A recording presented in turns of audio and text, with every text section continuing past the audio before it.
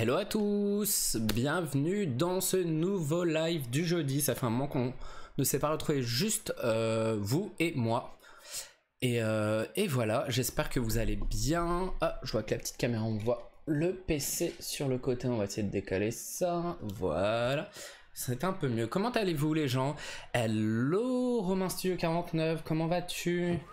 Écoute, bonjour. Je vais très bien. Je suis en vacances cette semaine, ce qui fait c'est bien plus simple pour faire des streams, pour faire tout ce que vous voulez en général.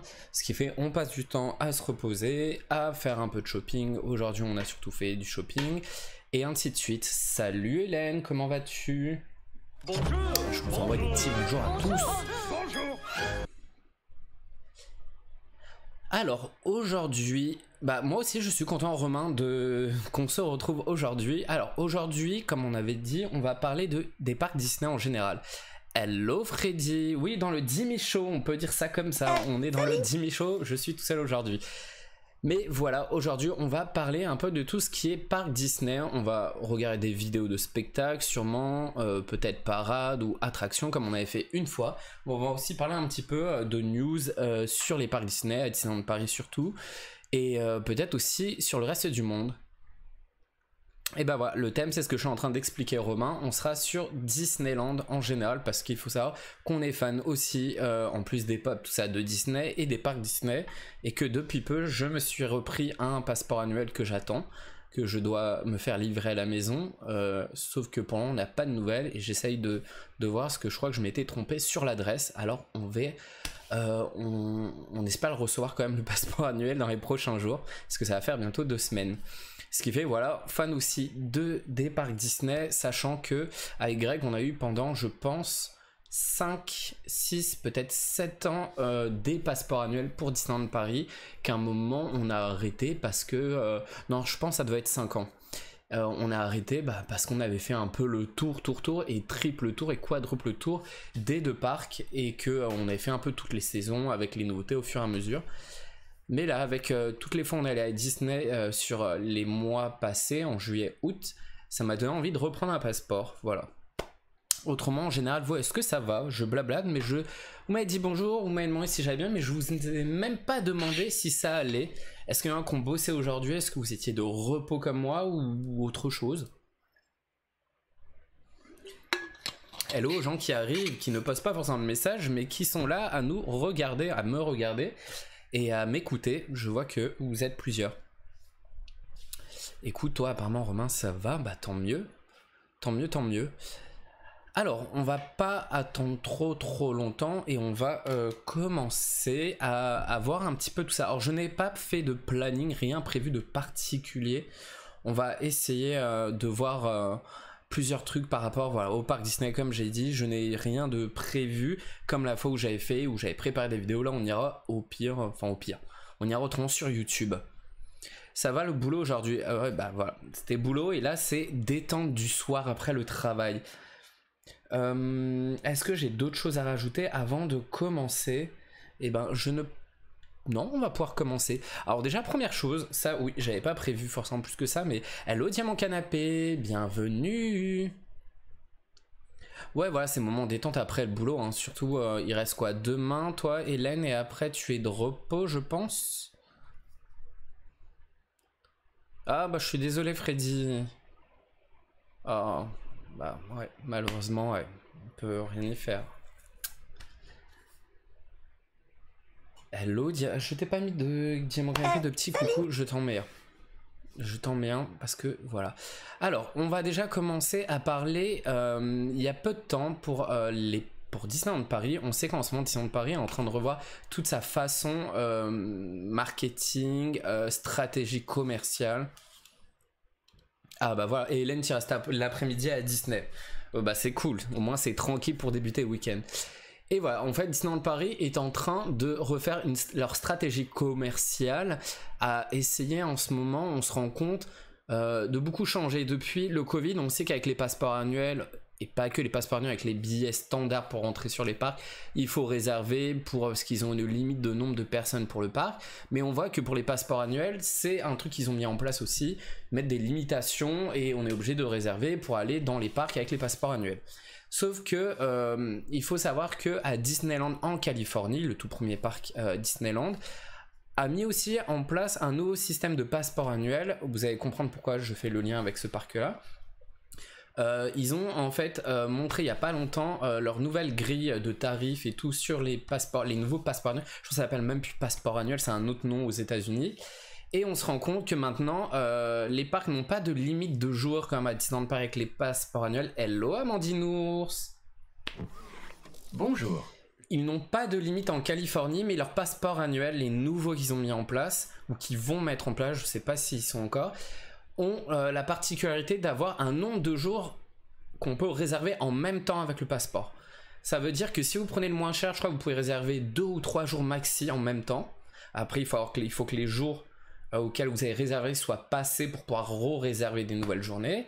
Et si vous prenez un passeport un peu plus élevé, vous pouvez réserver plus de jours et ainsi de suite. Et ils ont fait ça parce que le problème de Disneyland Californie, c'est que les deux parcs, le resort, est bloqué en plein milieu de Anaheim, la ville d'Anaheim, qui s'est construit au fur et à mesure autour, et ils n'ont pas de place pour agrandir le parc, mettre des parkings, plus d'hôtels. Et le problème, c'est qu'il y a beaucoup trop de passeports annuels, beaucoup trop de clients habitants dans les alentours. Et leur but, en fait, c'est de réduire le nombre de passeports annuels ou les limiter à la journée avec ce système de réservation. Et en faisant ça, ce qui va en fait leur permettre de faire un peu comme chez nous, ce qui est en ce moment avec le Covid, avec les réservations pour les passeports annuels. Ok Cindy, pas de soucis. Surtout fais gaffe si t'es en voiture. Ouais, écoute, ne regarde pas. Pour le moment, je vais plus blablater pour le moment qu'autre chose. Il n'y aura pas grand chose à l'image intéressant à part voir ma tête ou ma bouteille quand je bois. Et ce qui fait en gros, il limite le nombre de passeports annuels dans leur parc. Et en gros, vous réservez quand il n'y a plus de place sur une journée. Hop, c'est ce qu'ils font aux États-Unis. Et on pense qu'à Disneyland Paris, c'est ce qui va se passer. Il y a quelques jours ou semaines, Disneyland Paris a fait des sondages, a envoyé des sondages aux membres passeport annuel. Et en gros, la première question, c'est déjà demander de quel département, enfin les gens les ont reçus par mail, de quel département vous venez. Et si vous répondez à un département hors Île-de-France, en gros, c'était la fin du sondage, on ne sait pas trop pourquoi. Exactement Romain, c'est ça. Et en gros ce qui se passe c'est que ces sondages en fait, si vous répondez par un département d'Île-de-France, vous pouvez accéder au reste du sondage. Ce qui prouve qu'en gros ils veulent vraiment rendre les passeports annuels quelque chose pour les gens habitant vraiment en Île-de-France, à mon avis, parce qu'il faut savoir qu'il y a des gens qui ont des passeports annuels qui habitent même en Belgique, sud de la France comme Amandine Ours, ou dans d'autres pays de l'Union Européenne parce que c'est pas interdit. Hello Madame Pomme de Pain, j'espère que tu vas bien. Bonjour. Et voilà, et en gros, il y a quelques jours, il y a eu des sondages, et d'après ces sondages, il y a un site qui s'appelle DLP Report, qui ont aussi, je crois, une chaîne YouTube où ils font surtout du live avec d'autres YouTubeurs ou influenceurs Disneyland.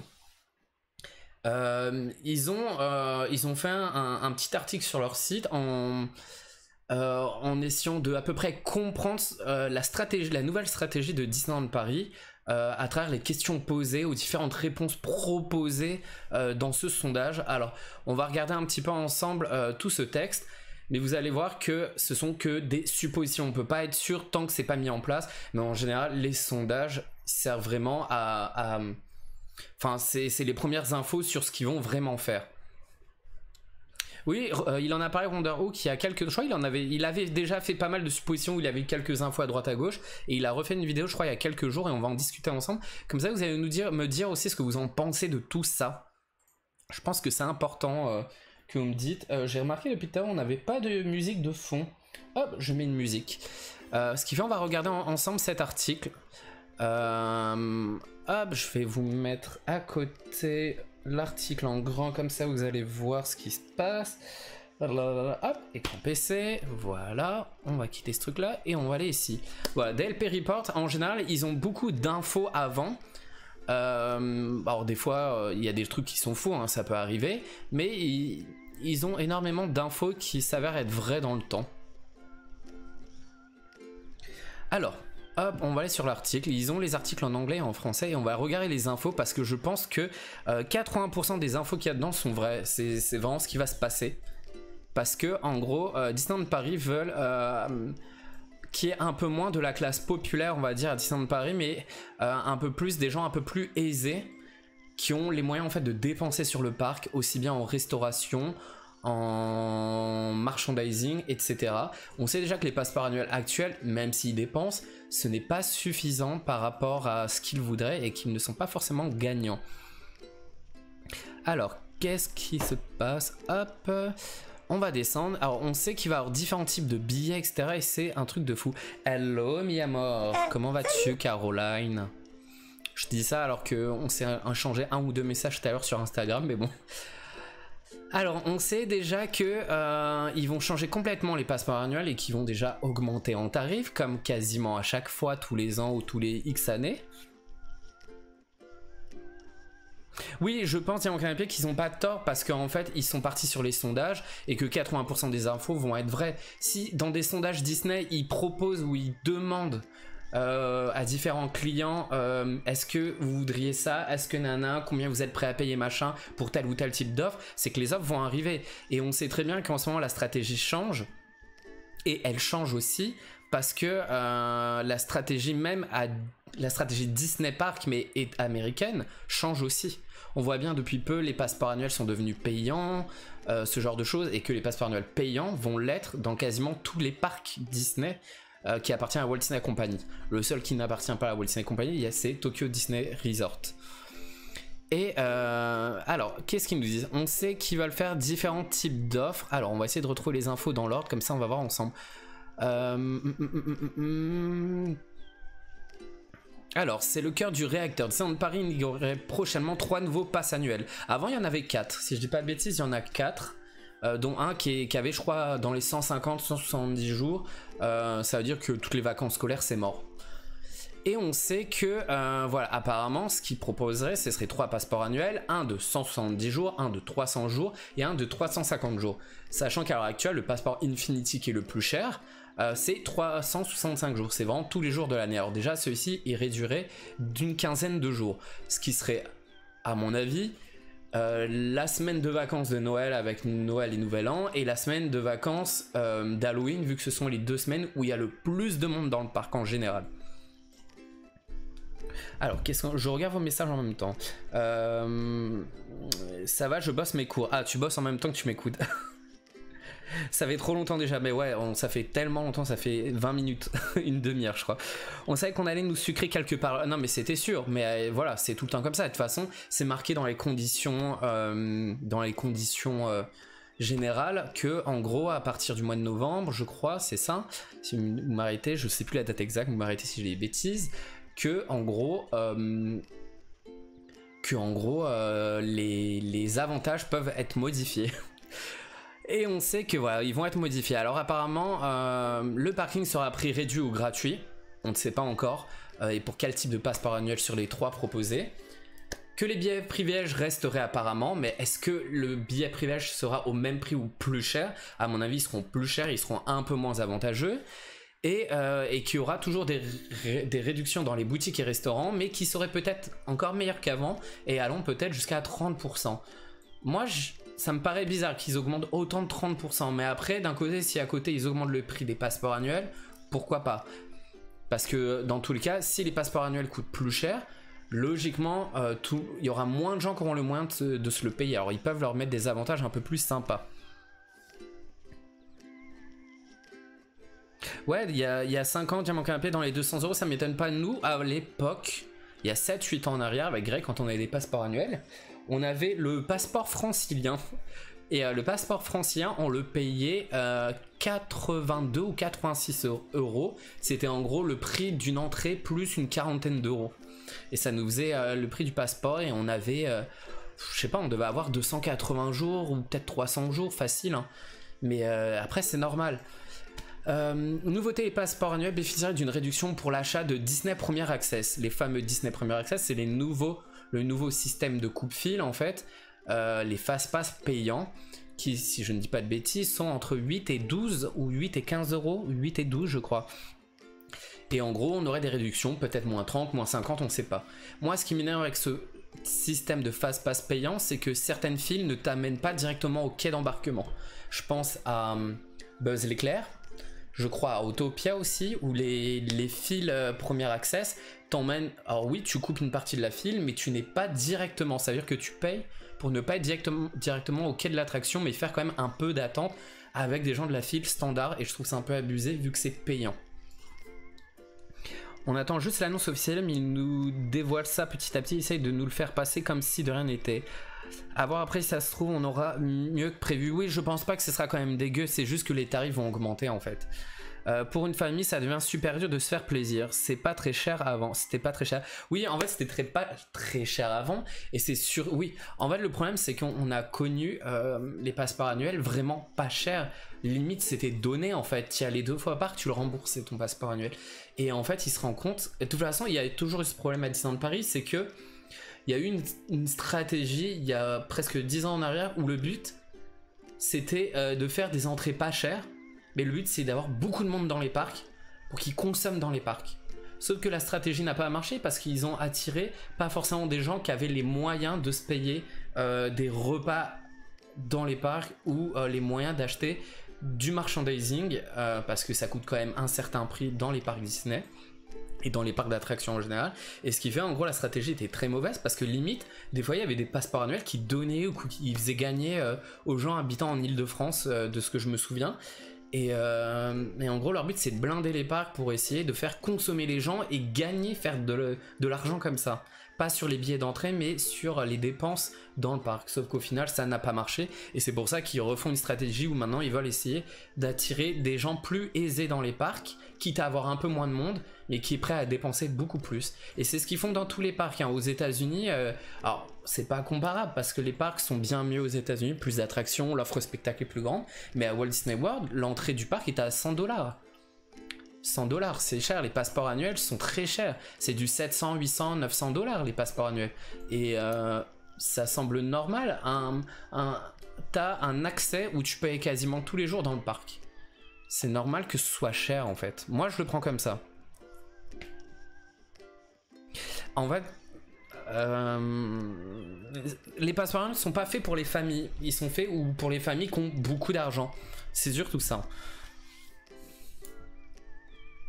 Ouais, il va plus. Diamant Kirby, t'as raison, il a raison Underhook là-dessus, c'est que ils veulent plus trop se prendre la tête et ils veulent plus les gens qui n'ont pas comme je dis encore une fois, les moyens de dépenser dans le parc. Ils veulent des gens qui aillent dans les fast-food, aillent dans les restaurants, soient prêts à payer des coupes-fils pour ne pas faire la queue, prêts à payer 100-200€ de merchandising sur un séjour parce que il faut rentabiliser. Alors moi je trouve ça abusé parce qu'en fait l'offre du parc ne tient pas, n'est pas solide au vu des nouveaux prix qu'ils veulent faire, aussi bien passeport annuel, entrée des parcs, coupe-fil, etc. Le parc est vieillissant, surtout le Disneyland Park est vieillissant et je trouve que ça vaut pas le coup, mais bon, ça c'est une autre histoire. Oui, si Bobine, ils visent voilà, les gens qui ont de l'argent, mais est-ce qu'il y aura suffisamment d'argent qui ont de l'argent qui vont se faire berner? Je suis pas sûr.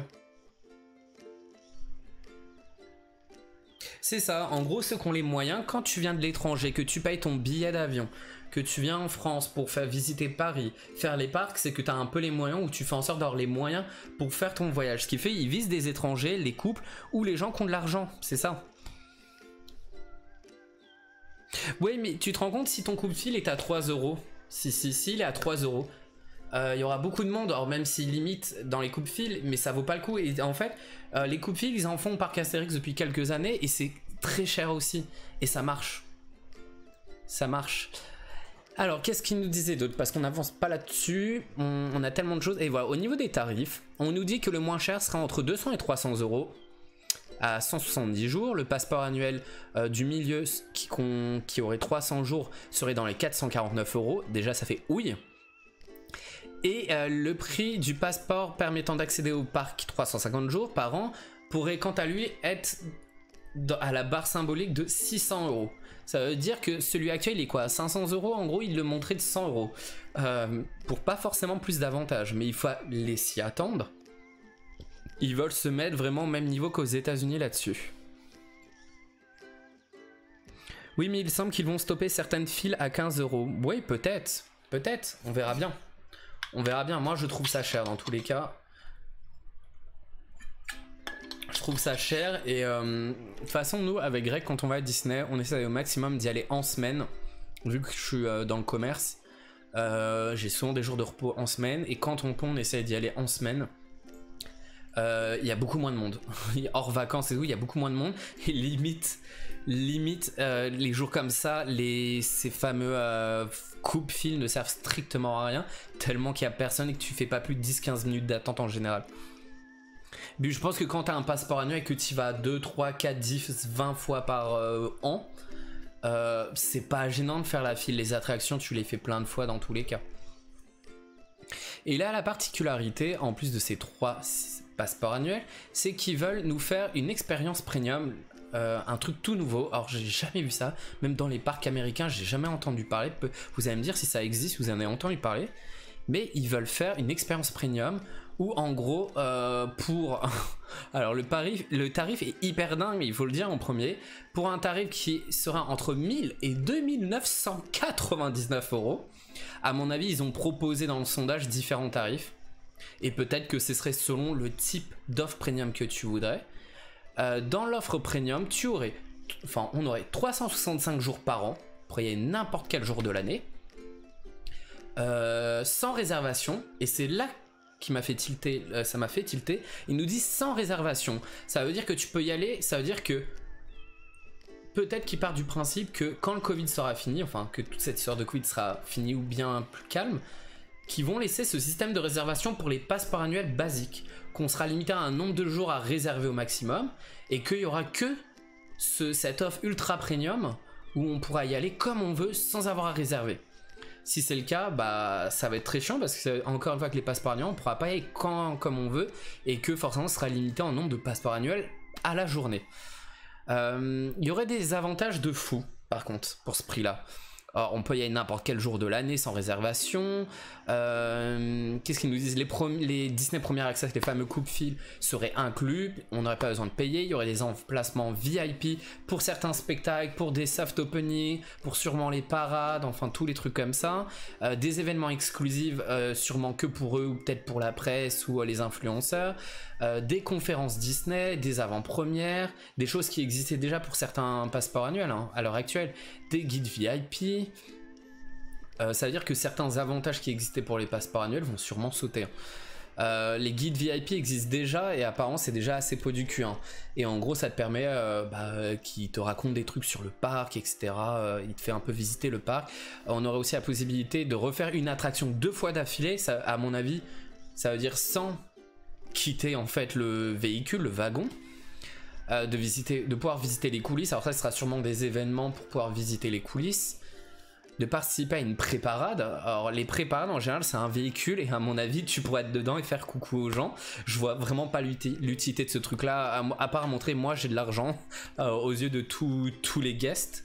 Ou encore d'accéder à un nouvel espace lounge situé dans un endroit d'exception au cœur du parc Disneyland avec bar, rencontres personnages et produits exclusifs. Certains pensent que ce serait le Walt, que peut-être le Walt ne serait plus vraiment un restaurant mais un genre de club VIP pour pouvoir manger, voir des persos et peut-être avoir des produits exclusifs là-bas, ce qui ne m'étonnerait pas. Et tout ça, ce sera entre 1000 et 2999 euros. Alors peut-être qu'il y aura différents tarifs selon ce que tu veux inclure dans ton truc. Là clairement c'est pour les gens qui sont pétés de thunes. Oui, il y a ce tarif. Ah bon, bah voilà, 15 euros. Alors, serait avancée aussi l'idée qu'ils augmentent les passes car il va y avoir une nouvelle attraction dans... Oui, enfin, c'est pas parce qu'il y a une nouvelle attraction dans le deuxième parc que tu augmentes un passeport annuel de 100 euros, sachant que le Walt Disney Studio ne s'agrandit pas. On nous a supprimé Armageddon, le Stunt Show, le moteur action, pardon, ça s'appelle, et Armageddon, pour au final, à l'heure actuelle, nous remettre Spider-Man et nous remettre une attraction sur les Avengers Iron Man. Ça veut dire qu'on nous a supprimé 3 attractions pour en remettre 2 à la place. En gros, c'est de la nouveauté, oui, mais c'est pas de la nouveauté où on peut se dire l'offre est beaucoup plus grande qu'avant. Et le fait que l'offre ne soit pas plus grande qu'avant, le parc se visite aussi rapidement. Et je trouve ça juste un peu abusé d'augmenter le prix pour ça. La Reine des Neiges et tout ce qu'on a... oui, je suis d'accord. Ok, après il y aura l'agrandissement Reine des Neiges, normalement Star Wars si c'est toujours d'actualité, mais c'est pas maintenant. tout ça, Reine des Neiges et Star Wars. Alors, la zone Marvel arrivera l'année prochaine, sûrement pour les 30 ans, mais le reste, c'est pas avant 2023, 24, voire 25. Hein. Le lac, il est pas encore creusé et tous les conduits eau, électricité sont pas encore faits. Hein. Pour les touristes qui veulent venir juste 2 jours, c'est combien? Bah ça dépend, les entrées au parc, ça dépend. Si tu les achètes en avance, tu peux les avoir moins cher. T'as haute et basse saison, ça dépend si tu prends un séjour hôtel, quel type d'hôtel que tu prends, ça peut chiffrer très vite. Si tu prends un hôtel partenaire qui coûte moins cher, il y a énormément de choses différentes. Ouais, le truc du guide apparemment c'est 300-400 euros. Mais oui, ok, mais tu le fais une fois, après tu le fais plus. C'est ça en fait. Alors...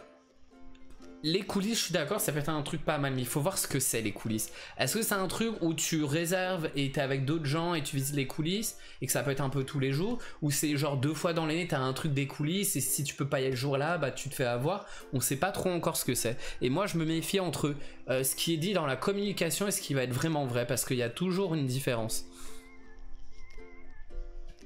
Bah pourquoi ils nous font subir ça, Mondinours? Bah tout simplement parce que Disney veulent de l'argent et qu'ils n'arrivent pas à s'en faire et qu'ils essayent de changer leur stratégie qui ne marchait pas jusqu'à maintenant, parce qu'il faut pas oublier que Disneyland Paris ne fait toujours pas de bénéfices.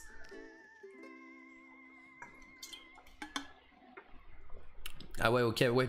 Ok, le Newport à 200 euros c'est bien la nuit, ouais. Mais même 200 euros pour une nuit d'hôtel, je trouve ça excessivement cher. À Y, on est allé l'année dernière, en septembre dernier, on est allé à Efteling. Alors oui, c'est pas Disneyland, mais aux Pays-Bas, on a eu une chambre d'hôtel, l'hôtel du parc, petit déjeuner, on avait les entrées pour 2 jours au parc, et on en a, je sais plus exactement le tarif qu'on a payé. Mais en fait, les chambres d'hôtel, on a vu à quoi ressemblaient en vrai les chambres du Newport, et la chambre d'hôtel qu'on avait dans cet hôtel à Efteling aux Pays-Bas, c'est vraiment le même genre de chambre. En style de déco, c'est pas exactement la même chose, mais c'est à peu près le même niveau de déco, la même superficie de chambre, et je crois que Efteling, on a payé, la chambre coûte 50% moins cher que les chambres d'hôtel de Disneyland Paris. Alors après oui, le parc c'est pas pareil, c'est pas Disney, il n'y a pas les licences machin, mais juste pour dire que les hôtels Disney sont extrêmement chers pour une chambre où tu dors et tu restes que quelques heures au final. Ou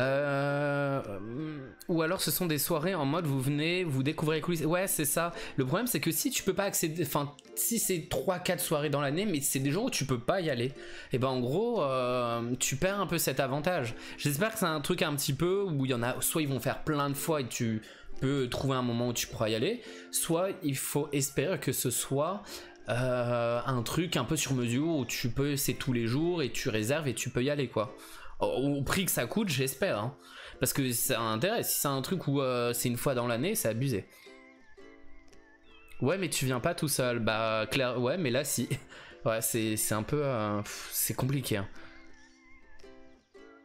Le pire, c'est que je les comprends malgré que je suis deg, merci. Ouais, bah oui. En fait, nous, quand on s'y connaît pas dans l'univers du commerce, on comprend pas. Mais moi, je les comprends. Disney, à l'époque de certains directeurs d'avant, ils ont testé plein de choses et ça a pas marché. Et parce que Disney a vu trop en grand à son ouverture. Ils pensaient que les Français et les Européens allaient consommer du Disney comme les Américains, à beaucoup débourser dans leur parc, à prendre des chambres d'hôtel super chères et à passer 4 jours là-bas. Et non, c'est très rare, à part les étrangers, c'est très rare de faire ça. En général, tu passes 1 ou 2 jours.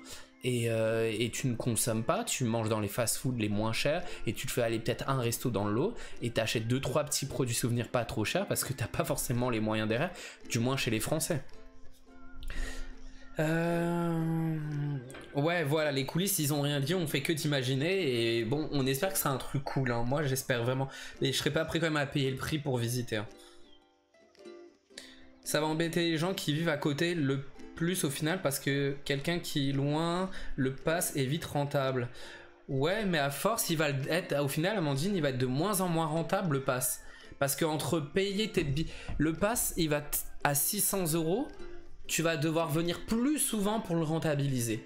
Sauf que quand tu viens de loin, il faut que tu payes ton hôtel, il faut que tu payes tes billets de train.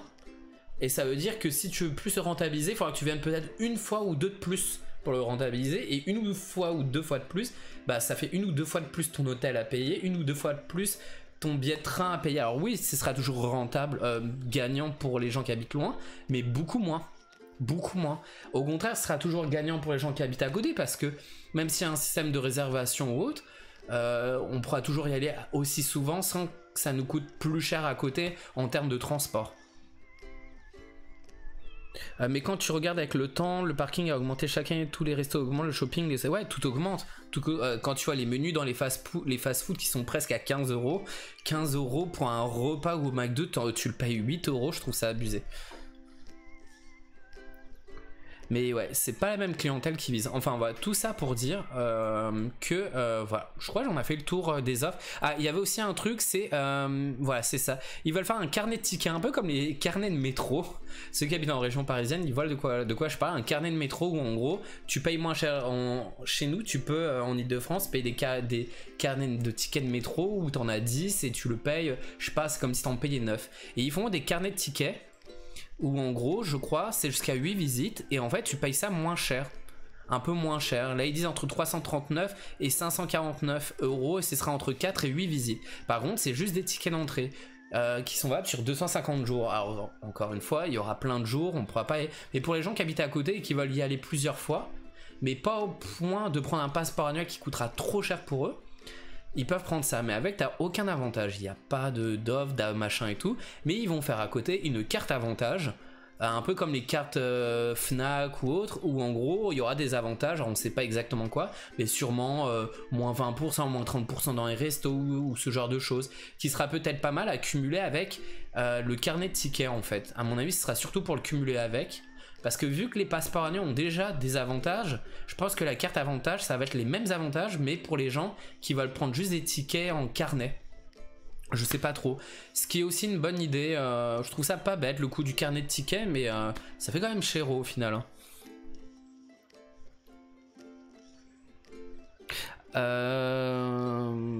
Alors, qu'est-ce qu'ils nous disent? Après, les gens qui bossent pas ont le temps de se décider le jour même, c'est ça aussi. Ouais, c'est ça, je suis d'accord. Donc, vachement rentable pour eux. Certains restos ont pris 10 euros sur quelques années. Ouais, non, mais Diamant Canapé, les restos, ils augmentent très vite. Et le pire, c'est que je trouve que la restauration des parcs à Disneyland Paris baisse énormément.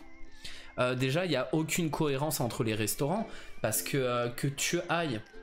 À la base, il faut savoir que l'Hyperion, le restaurant Hyperion, non, c'était à son ouverture, c'était quand même un truc un peu fast-food, mais c'était sur la restauration des continents. Ça veut dire que tu avais un menu en mode Asie, un menu européen, un menu plus genre américain, enfin voilà, Amérique du Nord, et en fait, tu avais voilà différents types de plats, vu que l'Hyperion, c'est censé être avec le dirigeable et les voyages à travers le monde.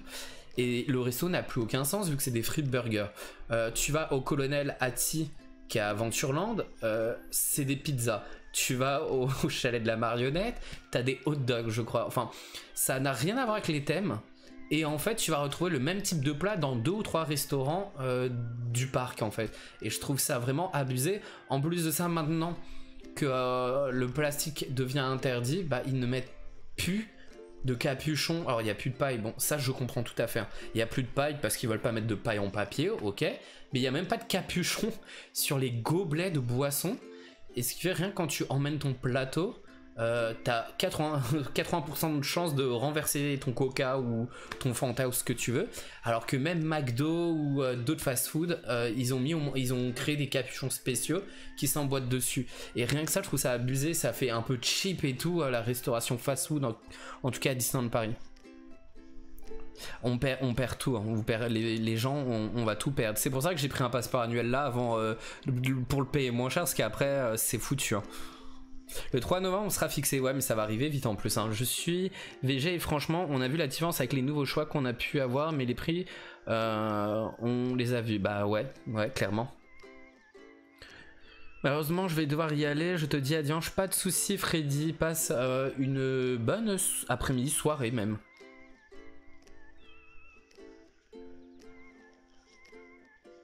Ouais, après je peux comprendre. Je comprends Amandine. T'arrives à te retrouver, est-ce que c'est des choses qui te concernent? Mais tu vois que beaucoup de restos font la même chose maintenant. quand on voit le food dans les autres parcs, ouais, le pire c'est quand tu as les parcs asiatiques ou même américains, mais américains par contre c'est ultra sucré, ultra salé, hyper fat. Apparemment dans les parcs américains, voire très très mauvais pour la santé, vraiment vraiment très mauvais partout. Mais même dans les parcs asiatiques ou autres, rien que les saisons, chez nous on voit les différentes saisons en termes de snacks, c'est toujours les mêmes parfums, mais juste pas les mêmes visuels. Tu vas te retrouver avec le biscuit Nutella en version pâte de Simba, en version Elsa, là en version Lucas, il y avait la version Maléfique pour Halloween, et c'est la même chose mais juste dérivé au lieu de faire des trucs hyper différents, et des fois en plus ils sont un peu foireux, je pense surtout à certains snacks sucrés de la saison de la force, où il y avait un Yoda qui avait une gueule chelou et tout, abusé, et quand tu vas dans les parcs américains, bah attendez on va essayer de... on va essayer de trouver des snacks... On va essayer de trouver des snacks à l'étranger pour qu'on dise ah putain on a vraiment de la merde. Et je viens de dire un gros mot. Mais alors, on va rigoler. Déjà rien que même les fast-food hein, à Tokyo Disneyland pour en avoir fait plusieurs fois là-bas.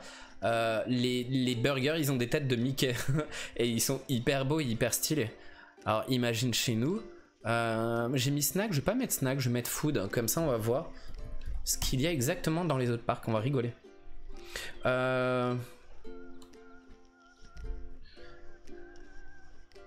Ouais, là-bas les choix sont hyper dingues en repas, on est d'accord. Quand on voit les food, ouais, oui ça par contre c'est ultra colorant, mais là ça fait 3 ans qu'on voit les mêmes trucs. Ouais bon écoute, moi je n'y pense pas du tout au PA, mais ça m'intéresse de fou de savoir tout ça. Ouais c'est ça, t'es pas obligé d'en vouloir hein, ou de savoir, mais de voir un peu l'évolution c'est sympa en fait. Ouais il y a de moins en moins qui mangent à table, je suis d'accord. Ça c'est beaucoup... Est-ce qu'on va trouver des offres merchandising, des foods qui viennent de Disneyland Paris facilement sur Google Images? Franchement là je vois quelques trucs, je me dis oh là là, on est loin du compte. Encore ils font quelques efforts ces derniers temps. Pour un moment les foods là-bas ça ne changeait jamais. Non mais attendez, regardez ce truc là, rien que ce truc là, et c'est un basique, hein. C'est un truc ultra basique. Est-ce qu'on peut le voir en plus grand ce truc? S'il veut bien se charger. Rien que ça, moi ça me fait halluciner. Vous avez ce cupcake, et c'est basique, on est vraiment dans le basique. Ce petit cupcake, il est déjà magnifique. Ça vient de Toontown, avec le glaçage et tout, et on voit déjà la différence. Ah, toi, Diamant Canapé, tu profites des restos. Tu vois, personne, on n'a pas tous. C'est vrai que nous, avec Greg, on profite pas trop de la restauration. On préfère faire à fond les attractions, les spectacles. Enfin, voilà, rien que ce petit cupcake, vous voyez déjà, on n'a pas de truc comme ça. C'est pas le plus beau qu'on ait pu voir en food. Qu'est-ce qu'on va trouver d'autre? J'ai du mal à en trouver sur Google. Je pensais en trouver hyper facilement. Mais je sais qu'il y a des trucs de dingue. Moi, ça me fait halluciner à chaque fois. Chez nous, il n'y a pas grand chose d'hyper original. Non mais regardez ces mini têtes de poupée de Lilo et Stitch. C'est trop adorable. Regarde, vous avez même des versions aliens de Toy Story. Rien que ça, hein. C'est du basique, ultra basique, et on voit que c'est super mignon déjà. Ouais, chacun n'a pas sa même façon. Avant je venais avec mon sandwich, mais j'apprécie vachement tester les restos. Ouais c'est pas mal hein, de tester les restos, mais en fait c'est tellement cher. Moi je trouve ça beaucoup trop cher hein, les restos du parc. Et pour moi je trouve que ça vaut pas le coup, encore une fois. Quand je vois le Plaza Garden et tout, ah là on voit, regardez les plats. En fait s'il y a une attraction, les nouveaux héros qui a ouvert à Tokyo Disneyland, à Tomorrowland, oui, je veux bien accepter. Voilà, et on voit un peu ce qu'il y a dans les repas. On voit déjà un burger, déjà il donne grave. Alors après, c'est une photo de présentation, mais en général, les photos de présentation, les burgers, enfin la nourriture ressemble énormément.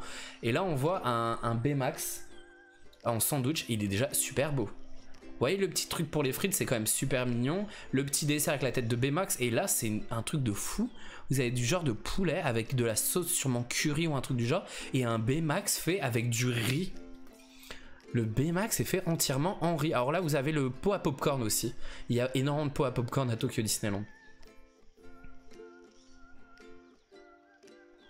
Alors vous parlez duquel? Le Plaza Garden? Ouais, en ce moment c'est un peu chiant hein, les restaurants, les buffets à volonté qui sont semi-volontaires. Il faudrait que je teste les prochaines fois, il faudrait que je teste. Est-ce que vous réservez vos restos en général ou pas? Mais voilà, rien que ça à Tokyo Disneyland, ça donne déjà envie. Ouais, rien que parce qu'ils font un nouveau resto ou un... Je suis même pas sûr que ce soit un nouveau resto, mais juste qu'il y a une nouvelle attraction, ils nous font de la nourriture avec des plats différents, même s'il y a toujours du burger, et on voit que c'est super bien fait, quoi. Et des trucs comme ça, il y en a une tonne. Hein. Vraiment une tonne. Ouais, là, je viens de tomber sur, sur Halloween. Et encore, c'est pas grand-chose. Hein. Je sais que j'en ai vu tellement... Non mais le burger, les gens, c'est un burger, l'étrange Noël de Monsieur Jack, avec une grosse tête de Jack dessus. Il y a un petit dessert sympa à côté, là, un burger, une grosse tête de Jack, encore un pot à popcorn. Et là, vous avez un, je sais pas, on dirait un pseudo donut ou je sais pas quoi, dans un genre de milkshake. Bon, il est pas très beau. Le gobelet est sympa. Ah bah vous voyez, regardez, voilà. On voit les autres trucs food qu'il y a dans les parcs. On voit que c'est jamais le même type de nourriture. C'est toujours des trucs variés. Et là c'est juste pour une saison. Hein. Une saison à Tokyo Disneyland d'Halloween. Non mais... Ouais, j'hallucine à chaque fois. Alors il y a des trucs simples. Hein. Tout n'est pas compliqué. C'est pas que des trucs de ouf. Mais il y a des trucs vraiment sympas. Et bon, après les pots à popcorn, ça, ils sont fans. Hein. Les pots à popcorn, je sais pas, il y a un truc dessus. Le Monster Munch, ouais, c'est trop... Alors, je sais pas si au Japon c'est du Monster Munch, mais c'est trop marrant de voir ça. Je pense que ça doit être sucré quand même. Hein. Le restaurant de la Belle et la Bête est tellement beau. Alors, le Björgast, à mon avis, tu parles. Le Björgast, moi, j'aimerais bien l'avoir aussi à Disneyland Paris. Mais bon, faut pas... Oula, je sais vraiment pas écrire. Mais il faut pas s'y attendre. C'est vrai que c'est stylé de se dire que tu peux manger dans la salle du bal hein, de la Belle et la Bête. Ouais, les pots à popcorn. Alors en fait, ce qui est stylé à Tokyo Disneyland, c'est que dans les deux parcs de Tokyo Disneyland, chaque land a son parfum de popcorn. Je me souviens plus exactement des parfums, mais vraiment chaque land a un parfum en rapport. Je crois que à Tokyo Disney Sea, vous avez le Arabian Coast qui est le land arabe, un peu style arabe, où vous avez, je crois, du popcorn au curry. Vous avez le land sur la petite sirène où c'est au sel, juste du sel pour rappeler l'eau salée de la mer. Et chaque land comme ça a son parfum et il y a des files d'attente de malades. Vous avez 5, 10, 15, 20 personnes, voire 30 personnes qui font la queue pour avoir tel ou tel goût dans tel ou tel land. Et ce qui fait il y a un gros phénomène du pot à popcorn à acheter là-bas. Bon, ça fait beaucoup de plastique par contre. Ouais, en plus tu as les chambres dans les hôtels ou à Tokyo Disneyland thématisées et ça c'est super stylé. Non mais regarde, tu vois rien que cette photo là. On va essayer de l'ouvrir à côté en plus grand. Est-ce qu'on va bien la voir? En plus c'est une photo qui vient de Disney World, du site officiel. Non, je ne pourrais pas avoir juste la photo les loulous, je m'en fous des cookies. Voilà, voilà quoi. Tu manges là-dedans. Comment te dire que c'est la classe?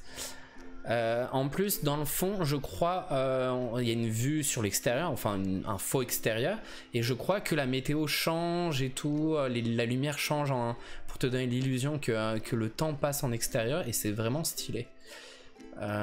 Et vous avez aussi des beaux desserts plus simples, je trouve qu'à Tokyo Disneyland, mais vraiment pas mal aussi.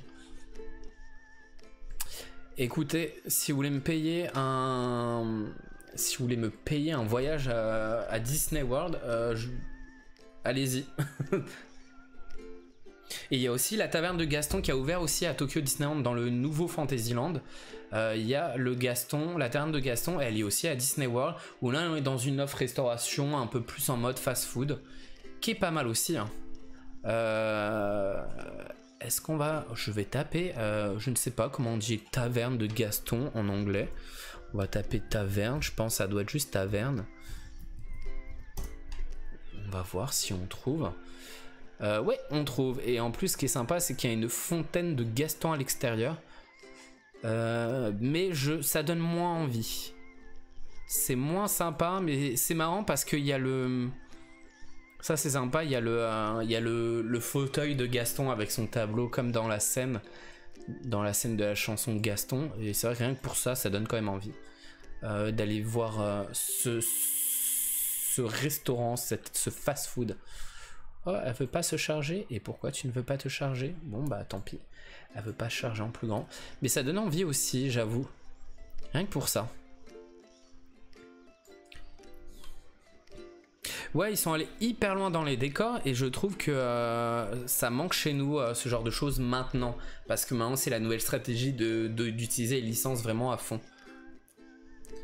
Tu peux rencontrer la bête. Alors tu peux rencontrer la bête au Biergas Restaurant, ouais.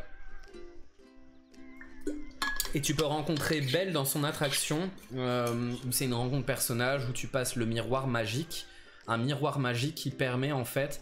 Il raconte dans l'histoire, en fait, tu vas dans la maison de Maurice et il y a ils ont installé un miroir magique qui s'agrandit et qui permet d'ouvrir un passage jusqu'au château de la Bête pour aller rencontrer Madame Garde-Robe, Lumière et Belle. Et je trouve ça sympa. Et en gros, Lumière nous raconte l'histoire de la Belle et la Bête avec Belle et le public, les guests, sont là pour rejouer certains personnages du film d'animation.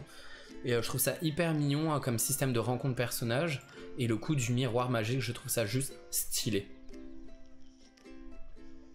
Franchement, on se paye tous un voyage et on y va tous à Tokyo Disneyland ou à Disney World, comme vous voulez. J'ai bien envie de refaire aussi Tokyo Disneyland ou même aller à Shanghai, où vous voulez. Je vous suis jusqu'au bout du monde. Et si on allait maintenant, après avoir beaucoup blablaté... voir un petit peu ce qui sort en termes d'attraction ou de spectacle. Est-ce que vous préférez voir un spectacle? Je connais pas mal de spectacles, je regarde énormément de vidéos de spectacles des parcs Disney. Il y en a, je les ai vus, je pense, des dizaines de fois, tellement que je les adore. Et je me dis, pourquoi on n'a pas ça? Pourquoi on n'a pas ça? Même si l'offre spectacle à Disneyland Paris, il faut l'avouer qu'elle est vraiment bien quand il y a les spectacles. Est-ce que vous préférez voir qu'on mette des vidéos d'attraction ou des vidéos de spectacle? On n'avait pas fait de spectacle la dernière fois, je trouve ça intéressant. Ça dure en général une bonne vingtaine de minutes. Ah, Hélène, tu nous suis? Bah écoute, Hélène, on y va tous ensemble. On y va tous ensemble, Hélène. Ah, Amandine, allait voir le mec qui mime. Amandine et Agao, j'aurais montré quand elles étaient à la maison. Je leur ai montré en fait à Tokyo Disney, à Disney Sea avec Greg, on l'avait vu en vrai. Il y a des employés qui sont passés pour des employés qui sont là pour nettoyer le parc, changer les poubelles. Et en gros, sauf que en fait c'est pas vraiment des agents d'entretien, c'est des gens qui sont là pour faire de l'animation avec des petits bruitages en mode cartoon. Et c'est hyper drôle. Moi je trouve ça super drôle comme truc. Une deuxième Hélène veut bien venir. Écoute, on se fait tous un petit... Déjà qu'on essaye tous de se voir au parc, ce serait cool. Hein. Les spectacles, Hélène, ouais. Moi aussi, j'aime beaucoup les spectacles. Écoute, Amandine, on va mettre aussi une vidéo du truc de Disney Sea. Moi, je trouve ça drôle. J'adore voir toujours ces vidéos-là, même si je les ai vues je les ai vues et revues. On part sur les spectacles. Il n'y a que Hélène qui nous dit les spectacles. Est-ce que la deuxième Hélène aussi nous dit les spectacles ou pas? Est-ce que Amandine veut des spectacles aussi, en plus du mec de Disney Sea? En spectacle, il y a beaucoup de choses qui est vraiment sympa. Moi, ce que j'aime beaucoup en ce moment regarder, c'est les spectacles. Moi, je les classe dans la même gamme. C'est les spectacles en mode Mickey le magicien. Dans quasiment tous les parcs, je crois, excepté Disney World, ils ont tous un spectacle qui est un peu sur le schéma qui est un peu sur le schéma de Mickey le magicien. En gros, vous avez Mickey, des fois accompagné d'un ou deux autres personnages de sa bande, et ils vont à chaque fois voyager à travers différents Disney.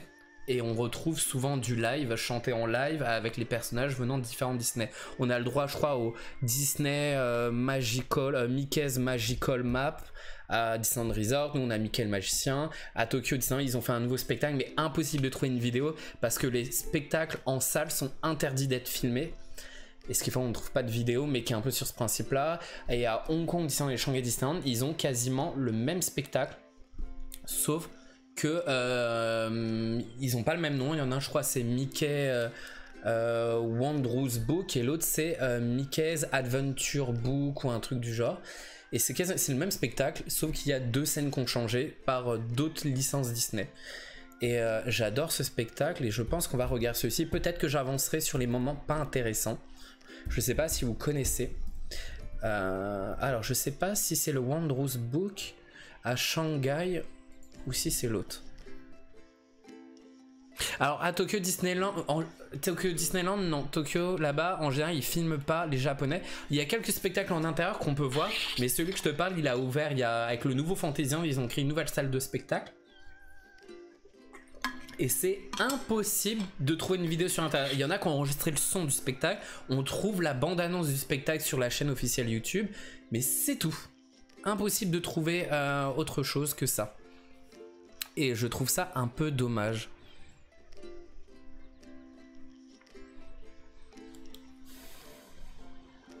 Alors ouais, moi je suis d'accord, ouais, pour Mickey le magicien, je pense que s'ils veulent le garer sur le long terme, je pense vraiment qu'à un moment il faudrait juste changer des scènes. Je sais pas, on enlève le roi lion, on met un autre truc, on enlève la reine des neiges, on met un autre truc. Comme ça permet de garder la même base, mais juste au lieu de refaire tout un spectacle et que ce soit plus coûteux, juste changer certaines scènes et décors et costumes, mais ça coûterait bien moins cher et ça renouvellerait le spectacle. Mais je trouve que après le spectacle n'est pas assez vieux. Faut savoir qu'aux États-Unis, il y a des spectacles qui ont eu très peu d'évolution et qui existent des fois depuis plus de 20 ans. Je pense du spectacle de la Belle et la Bête, il existe depuis 1991 ou 92 à Disney World et il est toujours joué, et certes les costumes ont un peu évolué et tout, mais c'est le même spectacle, la même musique et tout. Alors je vais chercher, alors Wondrous Book c'est Hong Kong Disneyland, c'est celui que j'aime le moins des deux. Parce que je crois que... Alors il y en a un des deux spectacles, je sais plus c'est Hong Kong ou Shanghai, où il est chanté en anglais. Et l'autre il est surtout... Et l'autre il est un peu plus chanté en mandarin. Alors c'est pas le Wondrous Book. Magic Book, on va chercher comme ça, on va le trouver. Je vous ferai un peu mes commentaires en même temps. Ah voilà. Celui d'Hong Kong c'est Wondrous Book et celui de Shanghai Disneyland c'est Storybook Adventure. Et quand j'ai vu, j'ai dit mais en fait c'est le même spectacle. Au début je crois qu'ils avaient juste modifié celui de Hong Kong et non pas du tout. C'est un nouveau pour un autre parc mais avec quelques choses qui changent. Alors je vais essayer d'en trouver un avant de vous mettre. Je vais essayer d'en trouver un où il n'y a pas de musique de couplet parce que des fois dû aux licences des musiques, il y en a certains, ils coupent certaines musiques et c'est un peu dommage.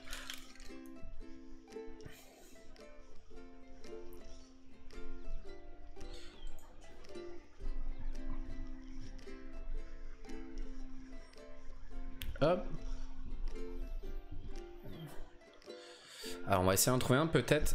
Désolé si je parle pas en même temps. J'en cherche un de bonne qualité et qui a un bon son. Et je vais laisser la pub passer avant parce que c'est un peu chiant aussi.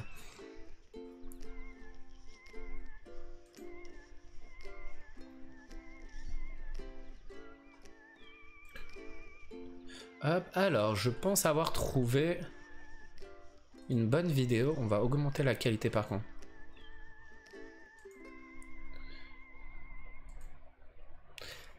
Hop, alors on va passer alors à Shanghai, à Mickey Storybook Adventure. En fait je crois que c'est une nouvelle salle qui a été créée pour chose, que ça me dit rien du tout. Après je connais pas par cœur tous les parcs et encore moins les parcs asiatiques.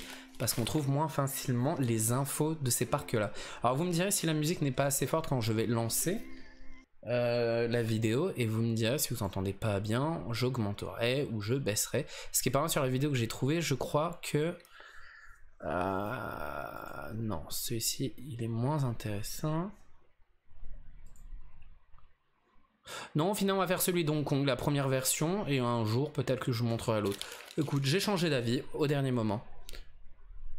Et c'est, alors pendant le Covid, on sait que beaucoup de chaînes YouTube officielles ont mis pas mal de vidéos de leur spectacle ou autre. Et Hong Kong Disneyland a mis en fait le show en très bonne qualité avec un bon son. Romain. Alors si vous entendez mal, vous me direz. Est-ce que vous avez bien l'image? Et je vous lance le son.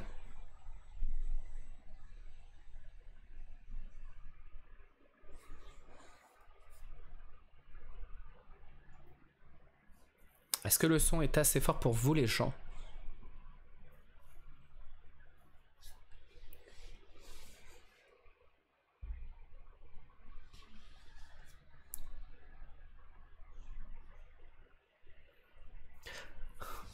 Alors, le but un peu de ce spectacle, Mickey's and the Wondrous Book, c'est un show où en gros tout va se passer par rapport à un genre de livre magique avec Mickey et Dingo. On n'a pas Minnie, on n'a pas les d'autres personnages de la bande. Ah, tu n'as pas le son. Alors, on va essayer de comprendre pourquoi il n'y a pas le son. Une fois qu'on aura compris, on va aller voir directement sur Streamlabs. Le micro fonctionne, l'audio bureau, est-ce qu'il marche ou pas?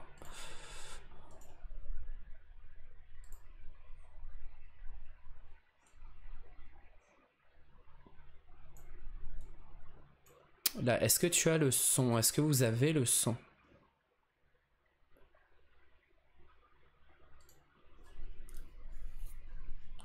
On n'entend rien dans la salle.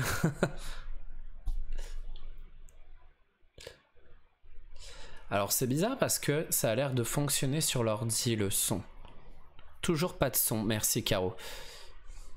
Ah là là.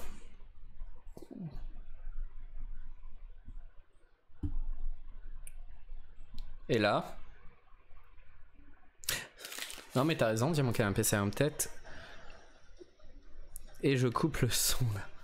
Toujours pas là les amis? Non. Bon, écoute, ça ne veut pas. J'essaye de trouver le problème. Non, toujours pas. Ok, merci pour l'info. Essayons de comprendre pourquoi je n'ai pas. On va supprimer ici. On va rajouter une piste son. Je crois qu'on avait déjà une fois ce bug là qui voulait pas venir le son. Capture de l'entrée audio, non. Capture de la sortie audio peut-être. Audio, bureau, jeu.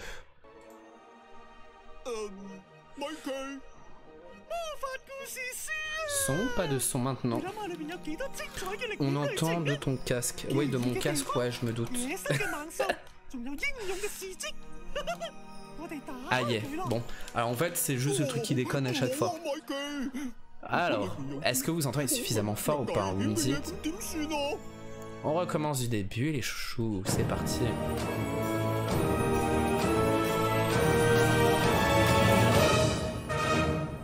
Mickey's and the Wondrous Book. Et je remets le son.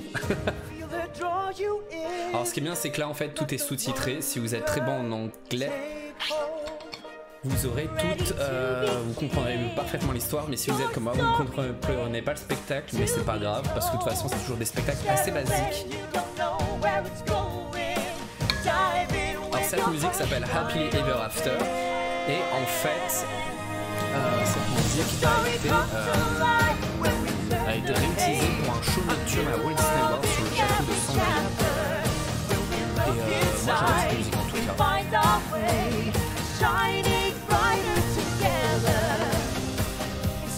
Et là vous voyez en fait le gros qui arrive, qui est l'élément principal du spectacle.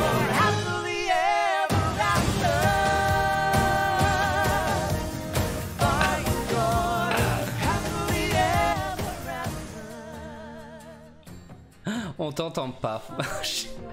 J'ai pas une assez grande gueule.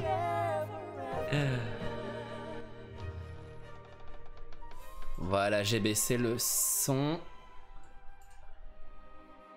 Hop. Vous allez m'entendre. Eh, on n'a pas l'habitude de faire ça. Ce qui fait, c'est jamais réglé comme il faut. Voilà. Et on a le droit à Mickey et Dingo. Et comme on voit, c'est avec les fameux nouveaux visages qu'on a depuis quelques années sur Mickey le magicien. Avec les yeux et la bouche qui bougent.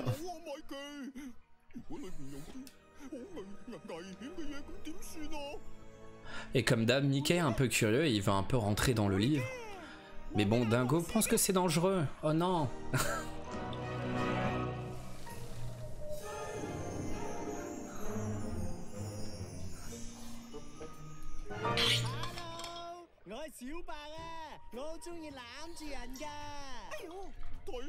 On a le droit au petit Olaf, un peu le même qu'on a aussi dans Mickey le magicien en marionnette. Que je trouve vraiment sympa cette idée de marionnette. Au moins ça permet d'avoir un Olaf un peu plus en taille réaliste. Ouais, c'est vraiment un peu le même genre de show que Mickey le magicien. En fait, ils ont fait toute une série de spectacles un peu dans le même style à travers les parcs du monde. Et là, c'est vraiment clairement le même genre.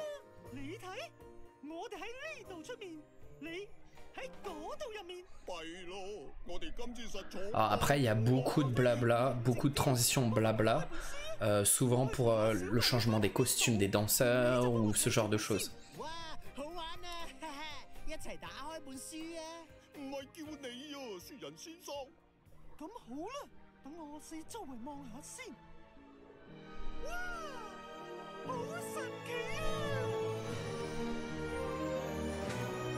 Et le petit Mickey, hop, il se fait emporter dans le livre.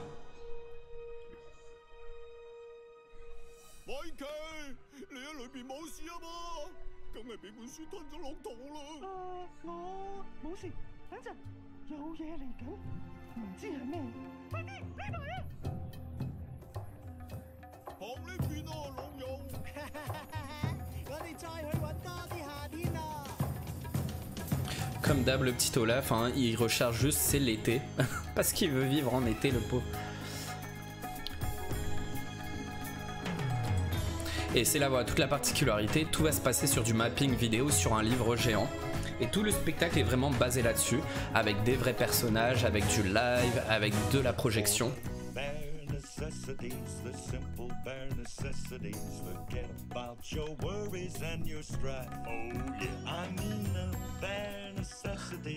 Alors on a le droit à un petit ballot en projection, mais il y a aussi des vrais personnages, hein. Ça dépend des scènes, ça dépend des moments.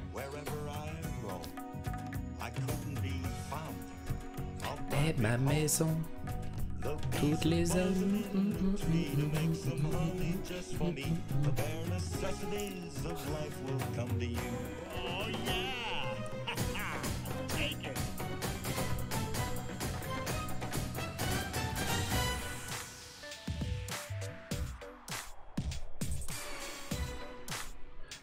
Le roi Louis, des persos qu'on voit souvent à Disneyland Paris aussi, hein. Roi Louis, Balou. Le livre de la jungle de toute façon fait partie des Disney préférés des Français et des Européens en général. Et encore une fois, on a le droit à un roi Louis avec le visage qui bouge aussi. On n'a pas que Mickey et sa bande qui a le droit à ça.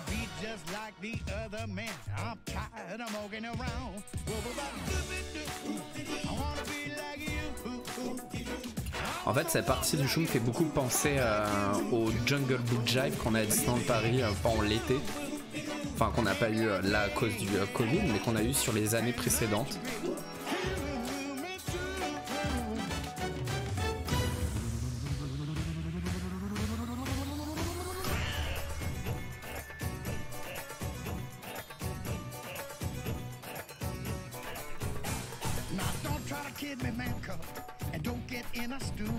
What I desire is man's red fire, so I can't be like you.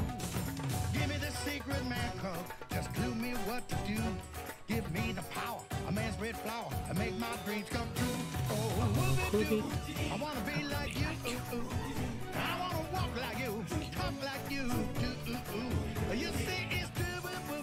Et ouais, c'est vraiment dans le même style que Mickey le Magicien, hein, ça se voit direct. C'est des shows, on se demande même si c'est pas les mêmes personnes qui s'occupent de ce genre de show à travers le monde.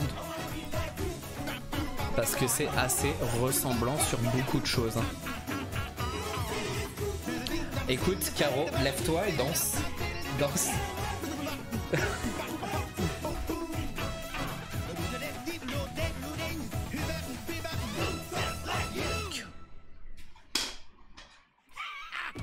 J'aime bien les applaudissements qu'il n'y a pas du public. J'adore ce genre de spectacle, surtout avec de la projection et tout sur des éléments de décor.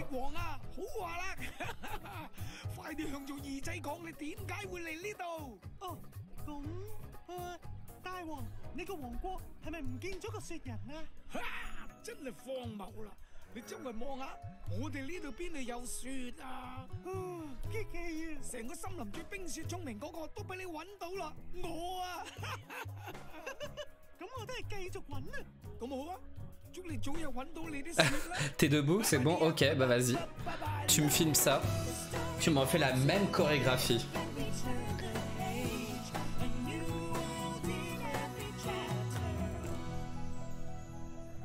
Nouvelle page qui se tourne.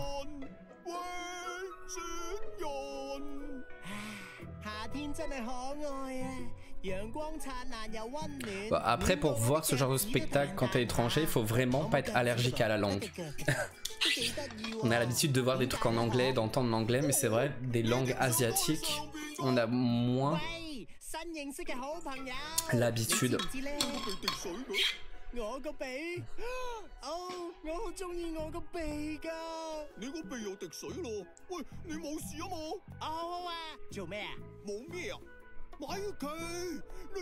Est-ce qu'il y a des fans d'Olaf? C'est vrai que si on n'aime pas Olaf dans ce spectacle, c'est un peu chiant vu qu'on le revoit à chaque fois entre chaque scène. Donc moi je suis pas très fan d'Olaf, surtout dans le 1, dans le 2 un peu plus, mais c'est vraiment un compagnon Disney que j'ai du mal. Ah voilà, le truc qui revient souvent aussi dans ce genre de show, c'est le medley d'héroïnes ou princesses Disney. Ils aiment bien faire ça. Chez nous, on n'a pas eu le droit dans Mickey le Magicien.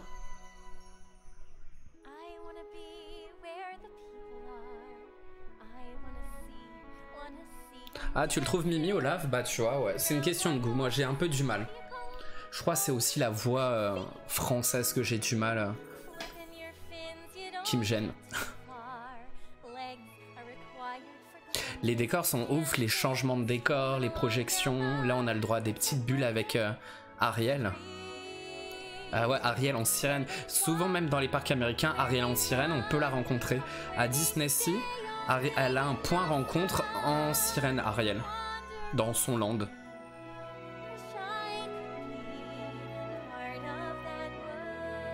On se demande surtout pourquoi il est là, mais bon, alors Olaf, parce que je pense qu'il veut retrouver un petit peu la page de son bouquin. Après, je suis tellement nul en anglais que je pourrais pas vous dire.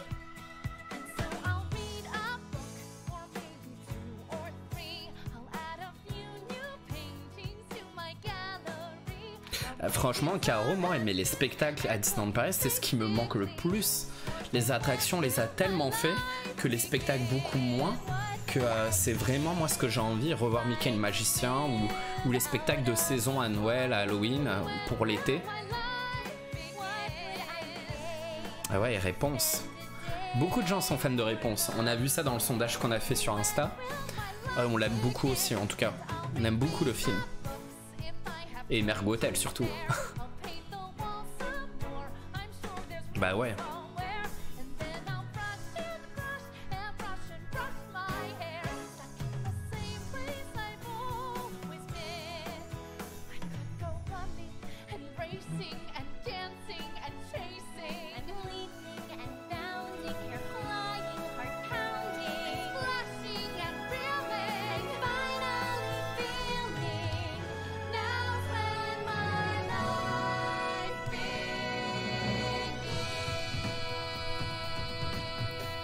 Et on finit ce medley avec Mérida. Pour le moment, non. Mais sur les princesses, On a fait le sondage parce qu'on voulait savoir les tendances. On fera un jour un truc sur les princesses ou les héroïnes Disney. On a envie, hein.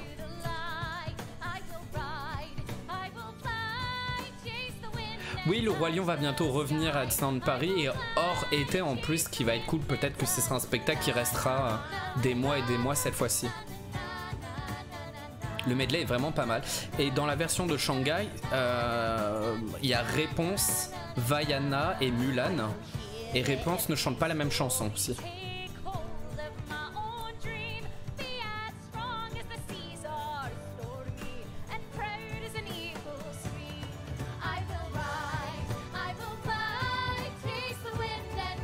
Ah, Caro, c'est les parcs étrangers. Hein.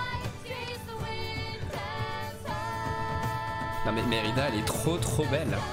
Limite trop belle par rapport au vrai personnage. Voilà, le medley des héroïnes princesses Disney. Ah, c'est un truc de fou. Moi aussi, je veux ça dans Mickey le Magicien. Je veux un trio de princesses.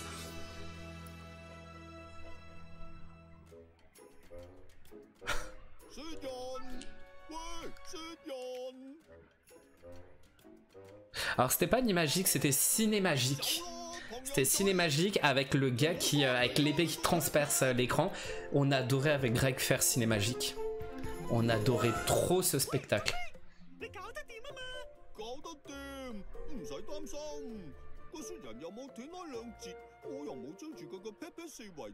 Ouais, le Olaf c'est marrant sans la tête comme ça aussi. Hein. On adorait trop, franchement. Et quand on voit que la salle est quasiment très peu exploitée de Cinémagique, ils ont fait le spectacle Marvel.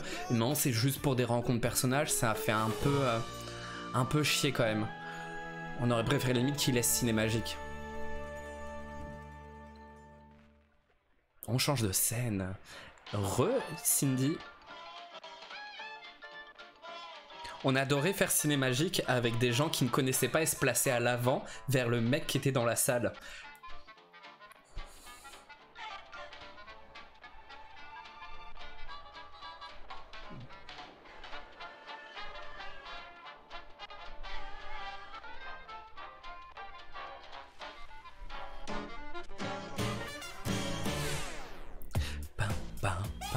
J'adore la remix de la musique.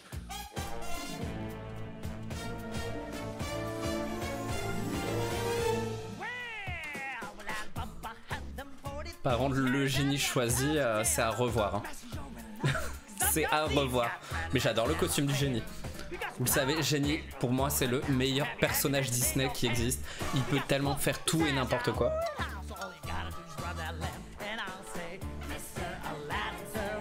Ouais, ça avait beau être vieux, Cinémagique, on adorait toujours le voir. Ça nous faisait toujours marrer. Eh ouais, Caro, il faut qu'on aille à Hong Kong Disneyland ou à Shanghai Disneyland. On ira ensemble. Je préfère largement, pendant un moment à Mickey le Magicien, il y avait même un génie français, enfin qui parlait entièrement bien français, et je le trouvais hyper drôle dans les vidéos quand je le voyais. Mais là en même temps c'est un chinois qui joue le rôle du génie, ça s'entend à l'accent anglais. En plus ils ont voulu faire un genre de casque, un casque et pas le maquis en bleu. Bon, c'est un style, un parti pris on va dire. Et j'aime pas trop sa façon de chanter. Mais j'aime bien la remix de la chanson.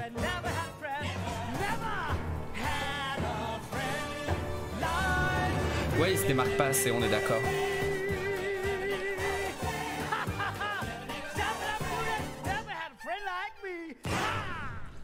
Mais c'est quand même stylé d'avoir le génie.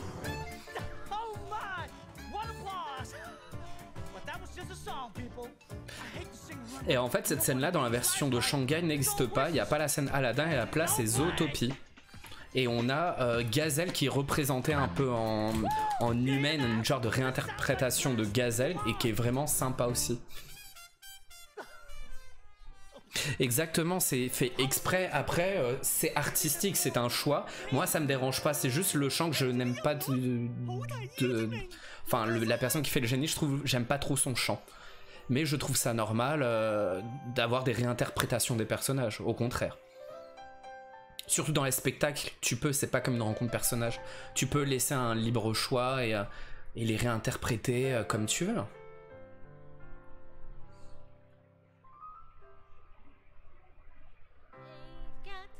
Hello, alors c'est moi Dim. C'est Greg qui n'est pas là. Le jeudi en général je suis tout seul. Quand on fait, il n'y a que le dimanche on est à deux. En général. Et on a le droit à Tiana, et Tiana dans sa tenue jaune hein, du début du film. Je ne l'ai jamais vue ailleurs dans cette tenue là. D'habitude c'est toujours sa robe grenouille, la robe de la fin du film. Et bah bon courage RM, j'espère qu'il t'arrive rien de grave. Profite de notre vidéo pour essayer de passer un petit moment sympa. Enfin notre stream plutôt.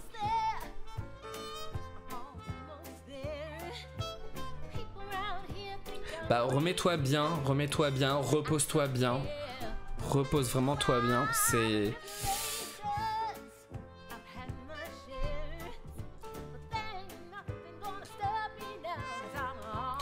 Diamant Canapé, si. Au contraire, Tiana est, par rapport à d'autres personnages, elle est très très présente. Et on a été les tout premiers des parcs Disney à la voir à travers un show. Alors que le film n'était même pas encore sorti en France. Mais c'est vrai qu'on la voit beaucoup moins depuis le Covid et un peu avant le Covid. Bon, on l'a toujours dans la robe verte. Et elle est vraiment belle et elle chante super bien, je trouve, hein, cette Tiana.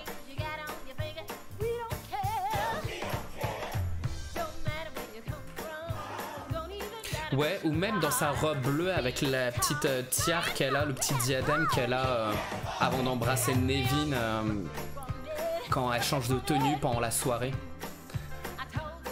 Et dans les parcs américains, à Disney World, dans un show devant le château, Tiana est dans sa robe verte, mais la robe un peu plus près du corps qu'elle a à la toute fin quand elle a son restaurant. Et je trouve ça stylé aussi. Je déteste sa robe grenouille nénuphar. Effectivement, Hélène, elle est sur le char des princesses en ce moment, ouais. La scène est magnifique, on est d'accord, hein, Caro. Avec le petit rappel de son resto, de son rêve de son resto. On l'a revu il y a quelques jours, il y a la princesse à la grenouille, et j'adore toujours autant ce film. Et la 2D surtout.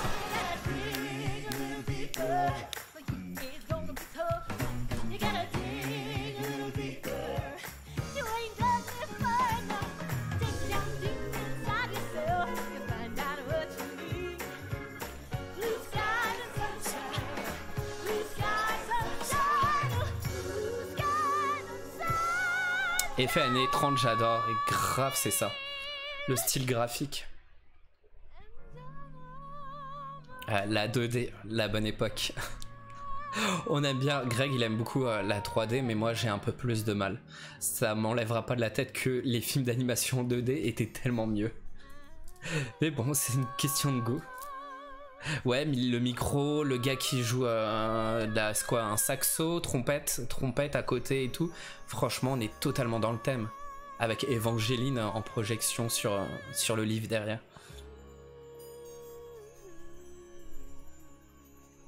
Et c'est surtout de les faire passer sur un char en mode cuculapraline. Alors qu'elles sont pas cuculapralines, certaines princesses. Ah mais Hélène, mais moi aussi j'ai trop envie de le voir en vrai. C'est ce qui me donne envie de visiter d'autres parcs. C'est ce genre de choses. On est d'accord Caro, la 2D c'est autre chose, c'est la vie.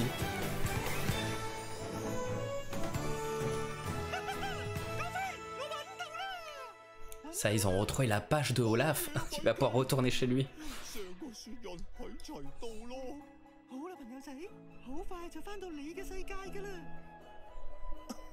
Il a toujours pas son nez, Olaf. Hein. Il a perdu son nez, il a perdu sa tête.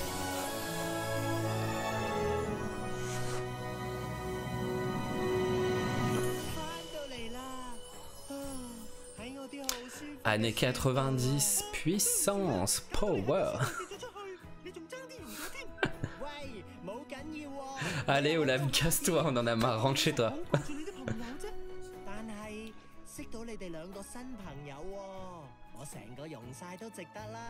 Non, il est quand même mignon, Olaf. Sa voix me gêne moins que la VF.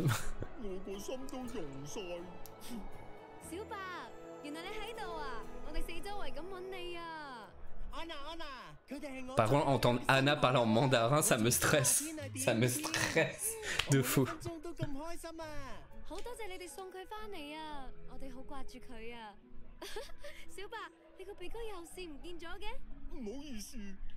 Ah, c'est Dingo qui a la carotte, le nez carotte de Olaf.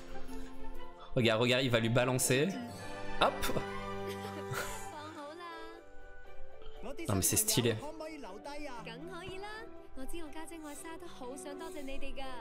Je trouve que le spectacle est même limite un cran au-dessus de Mickey le magicien.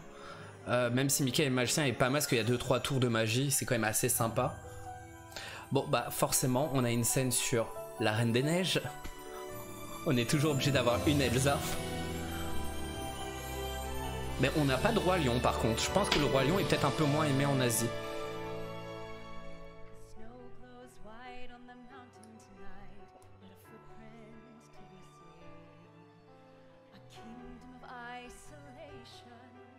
Eh oui, et allez, hop, Elsa qui chante. Et je suis désolé, mais j'ai vraiment un problème avec cette chanson dans les spectacles.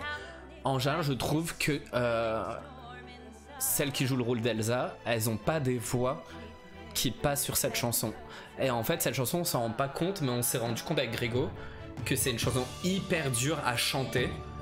Et que Anaïs Delva, alors qu'on l'aime pas, elle la chante super bien. Forcément, ils l'ont choisi pour ça, mais je trouve que dans les spectacles, elle est très mal chantée à chaque fois.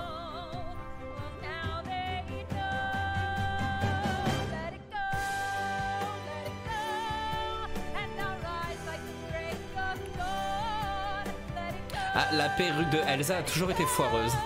Toujours foireuse.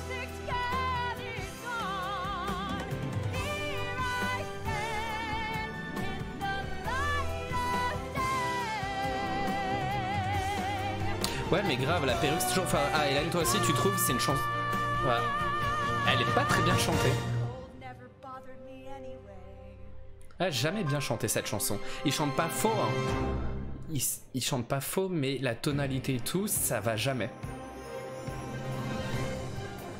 Et pareil, Mickey le magicien c'est pareil. Dans tous les shows que j'ai vus, j'ai vraiment eu du mal. Il y a peut-être que le spectacle de Broadway où je la trouve pas trop mal chantée. C'est ça, ouais, car on est d'accord. On dirait les cheveux de Lady Di. J'avoue, la coupe, ça fait un peu une coupe de Lady Di et pas assez Elsa. En plus, le problème, c'est qu'Elsa, elle est blonde, mais blonde hyper claire. Mais limite, la perruque, elle est blanche. Il y a vraiment un problème de couleur de cheveux aussi. Elle avait un peu une tête de Lady Di aussi, hein. Il n'y avait pas que la perruque, je crois. Hein.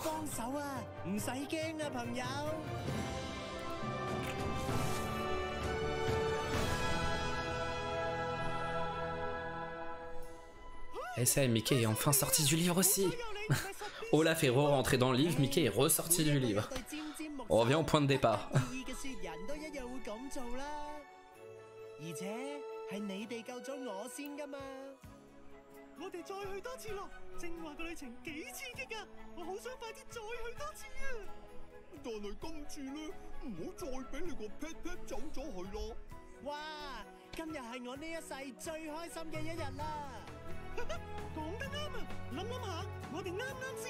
Bon bah tout le monde est content, tout le monde est heureux.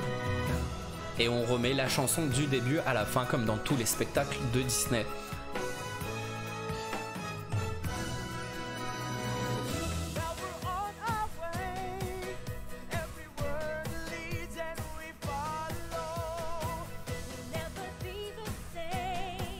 Oui, franchement, Dire en canapé, c'est une très bonne idée d'avoir pris Olaf. Vu que c'est un personnage mignon, mais un petit peu qui fait des bêtises et tout, le personnage passe très bien.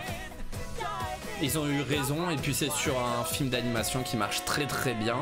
C'est un très bon personnage pour ce genre de spectacle.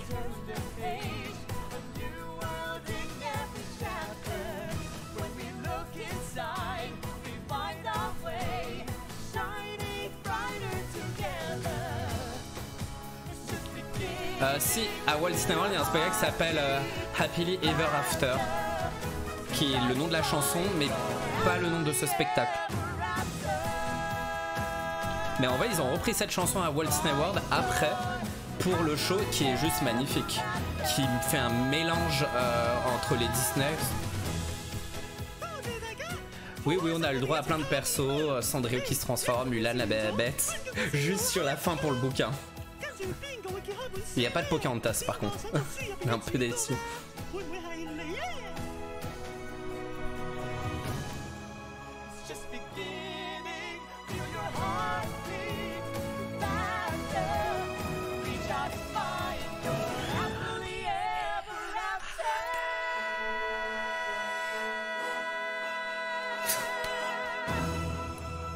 Yeah.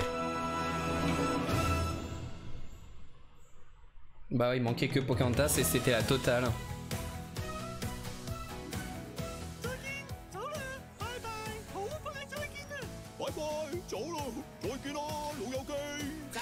Alors encore, tu es stupéfaite là, mais dis-toi dans la version de Shanghai, le trio magique des princesses, il y a Mulan qui chante. On a le droit au trio magique Mulan, Vaiana et Réponse qui remplace la scène des princesses qu'on a dans ce show-là. Bah, au plaisir pour la découverte de ce spectacle que j'adore énormément. Et ça me fait toujours un plaisir de le revoir parce que, ouais, comme je dis, c'est dans la même veine que Mickey le Magicien et que j'adore énormément ce genre de spectacle. Qu'est-ce que vous en avez pensé? Est-ce que vous l'avez trouvé magique, nul à chier? Vous avez le droit de trouver ça nul à chier. Moi, je trouve ça vraiment, vraiment génial. C'est le genre de spectacle où on voit qu'ils ont mis du budget. C'est de la grosse production, comme je les aime dans les spectacles des parcs Disney. Et en général, on en trouve très peu. Dans les différents parcs, en général, il n'y en a qu'un seul. Chez nous, on a Mickey le Magicien, eux, ils ont celui-ci, et ainsi de suite. Bah écoute, Caro, si tu veux voir un peu la scène, moi je t'invite à taper Shanghai Disneyland, Mickey and the Storybook Adventure, et tu avances pour retrouver la scène des princesses et tu verras. Avec Mulan, c'est stylé. Et je crois qu'à Walt Disney World, l'équivalent du spectacle de, pas Disney World, de Disneyland Resort en Californie, il y a aussi un medley trio. Et dans ce trio, tu vas encore plus aimer parce que tu as Réponse, tu as Pocahontas et tu as Mulan. Mais j'aime beaucoup moins ce medley là de Disneyland Resort. Ouais, c'était bien sympa, hein. Moi j'aime beaucoup ce genre de spectacle. Qu'est-ce qu'on se fait avant de vous montrer le truc de du gars du truc drôle de Tokyo Disneyland? Est-ce qu'on se refait un spectacle plus court, une parade? On peut faire une parade. Il y a une parade, elle est condensée en 8 minutes. La vidéo officielle de Disney Park, elle est condensée en 8 minutes au lieu d'avoir les 20 minutes. Permet de voir un peu tout, mais plus rapidement. Où on se fait une attraction avant d'arriver vers la fin de ce stream. On est déjà à 1h30. À vous de me dire. Hello Roliag. Est-ce que tu étais là depuis longtemps ou tu viens d'arriver?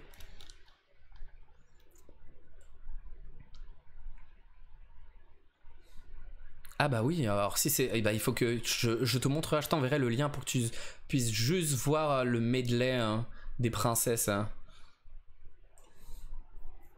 J'essaierai de te retrouver juste le moment, de te mettre les secondes et tu verras... Alors il y a aussi Flynn dans le trio, enfin ça fait... Ils sont 4 au final.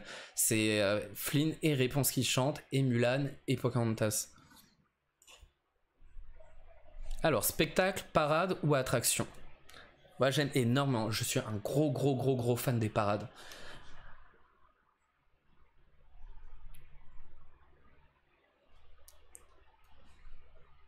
Hop. Si vous choisissez pas, c'est moi qui choisis. À vous de me dire. Ou autrement, vous savez quoi? Je crois que je peux faire directement un sondage autrement. Ce que je veux. Parade. Hélène, j'en étais sûr. Parade, est-ce que Hélène, tu aimes beaucoup les parades en général? 3 Hélène 3, plus exactement, de ton pseudo Twitch. parade. Moi j'aime beaucoup. Hein. Bon écoute, on va pas chercher plus loin, on va prendre la parade. Une que j'aime énormément voir. Pareil, j'ai dû la voir des dizaines de fois. Oui, je suis un Google des parades et des spectacles que je regarde en boucle. Mais celle-ci, on va la regarder en version raccourcie. Au lieu d'avoir le truc qui dure 20 minutes, il va durer 8 minutes parce qu'ils ont fait une petite vidéo qui montre toute la parade dans une version très courte, qui est la nouvelle parade de Disneyland Resort en Californie. Alors, ce qui est un peu dommage, c'est que cette parade manque de moyens. On sent qu'ils avaient moins de budget pour la faire parce que les chars sont un peu moins impressionnants que d'habitude et qu'elle est c'est un peu deux parades en une. On a une parade avec des licences très récentes et une partie avec des licences plus anciennes et avec deux musiques différentes. Je veux parler de la parade, la Magic Happens Parade de Disneyland Resort en Californie, que j'adore énormément et qui est aussi très belle de voir un peu de nuit. Ah, Hélène, tu fais surtout les attractions. Ben moi, je te conseille les parades, c'est tellement bien. Alors c'est vrai que pendant les moments des parades, il y a souvent moins de monde dans les attractions. Mais je conseille beaucoup pas. Si vous n'entendez pas le son, vous me le dites quand je vais lancer la vidéo. Et on se retrouve avec des musiques qui évoluent avec les musiques de chaque licence. Et la première partie, à part Mickey, tout le reste, ce sont les trois premiers chars, ce sont que des licences récentes.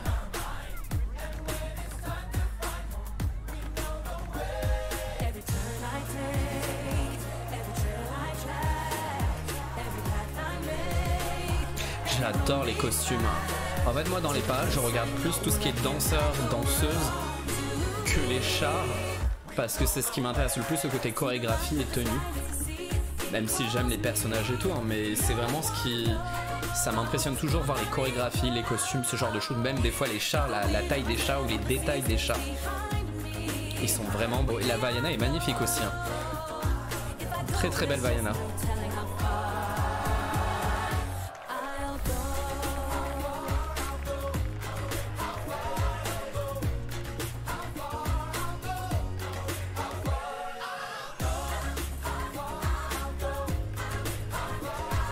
Bah, apparemment, Diane Capé pour Halloween, il n'y aura pas grand chose dû au Covid. Ils mettent quasiment rien en place sur ce qui a été pour le moment annoncé. Et pour Noël, je pense qu'il n'y aura pas trop d'évolution. À part des spectacles en salle, mais apparemment, c'est pas prévu plus que ça. À part le spectacle du Roi Lion qui va revenir. Apparemment, à part des rencontres personnages, il n'y aura rien d'autre. Et je suis hyper déçu et j'ai limite hâte d'être l'année prochaine pour avoir de vraies nouveautés. Et ouais, tout est beau chez eux. Alors ça c'est des vidéos avant Covid hein, quand même. Et Coco surtout, franchement un char Coco. Moi c'est le rêve. Pixar préféré forcément. Et leurs jupes je les adore parce que c'est des jupes qui se retirent pour en faire des capes. Elles peuvent les retirer à certains moments. C'est magnifique, avec les jupes qui s'envolent et tout.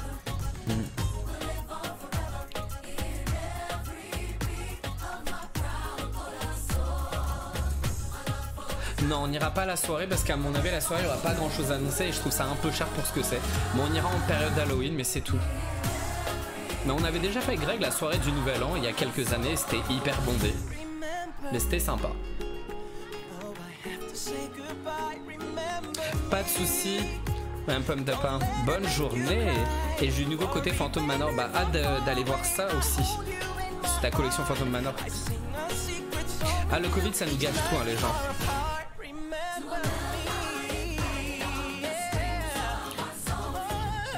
Le Covid, en fait, ils sont bêtes.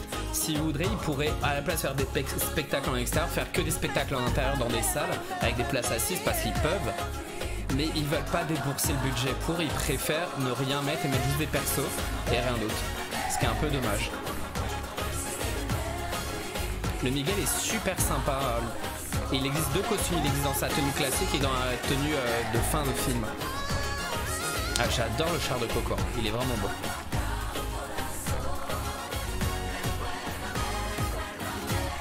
Puis même cette marionnette géante est vraiment sympa. Même si on voit que dedans il y a 3 personnes pour le manipuler. Non, 2 personnes, 3 dedans, plus 2 à l'extérieur.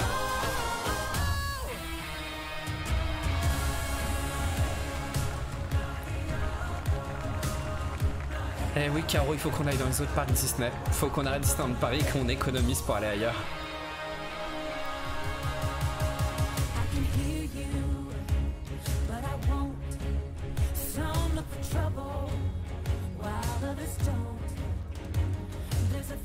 Je pense un jour, Caro, si on se fait assez d'argent avec les créations, je pense qu'un jour, je me dis, on se payera les voyages comme ça.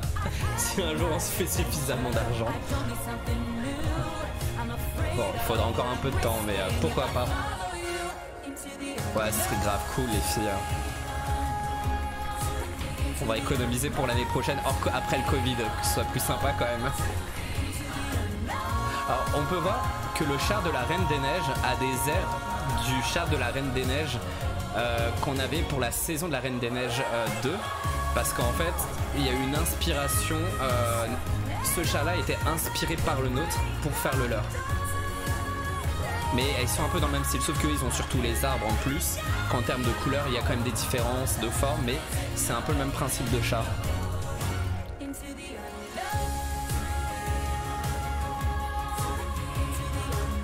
Oui, on est d'accord, Diamant Canapé, c'est toujours l'excuse du Covid et ils sont en train de remettre les spectacles, les soirées d'Halloween au parc Astérix, ça redevient normal, mais à Disneyland Paris, c'est toujours la vieille excuse Covid pour ne plus pas remettre de spectacle.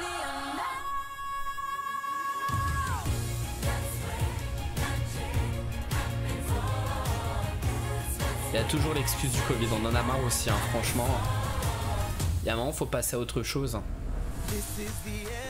Et voilà, changement de musique de la parade et on passe sur des choses un peu plus grand classiques de l'animation. Et en fait, cette scène me fait marrer, je pense à Caro Amandine parce que ça me fait penser à Magic Stars. On a la fée bleue, la fée clochette, on a le génie, on a la main de la bonne fée et un peu plus loin, on aura Merlin l'enchanteur aussi. C'est juste les persos de la collection.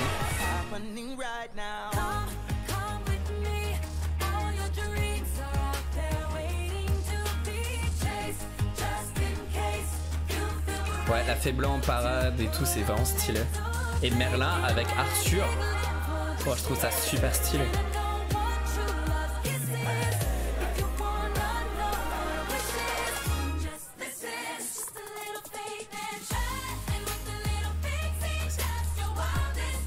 Et Tiana dans sa robe que je déteste. J'aime pas cette robe. Et la particularité, après vous allez voir, il y a Aurore qui a la fameuse robe bicolore, où selon sous quel angle vous regardez la robe, vous la voyez plus ou moins bleue ou rose.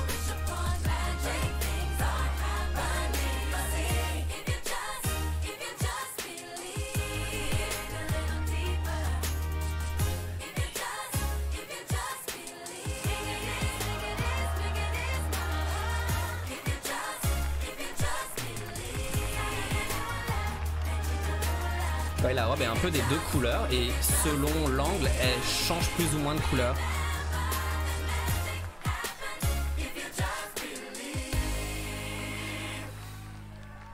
La parade est super stylée et bon, alors après il y avait une petite arnaque sur la robe de Aurore parce qu'on nous l'avait vendue quand ils en avaient parlé à l'époque, quand ils avaient fait leur com, ils l'avaient vendue un peu en mode oui, une robe qui va changer de couleur et on était dans un délire de dire waouh, ils ont réussi à faire un système, une technologie pour que la robe change de couleur. En fait non, c'est des tissus, c'est un tissu où en fait selon l'angle, bah on la voit rose ou bleue et ce qui fait bah on la voit un peu des deux couleurs et quand elle bouge on la voit un peu rose, un peu bleu. L'idée rend bien quand même, mais c'est pas ce qu'on s'attendait. Mais je trouve ça stylé, même les trois fées, voir qu'il y a la marraine, la bonne fée, la fée bleue, Merlin avec Arthur qui retire l'épée sur le char comme ça, on voit retirer l'épée. Enfin, c'est marrant de reprendre. Et même Tiana et Nevin, en fait, on voit des trucs tournés qui rappellent un peu les lots.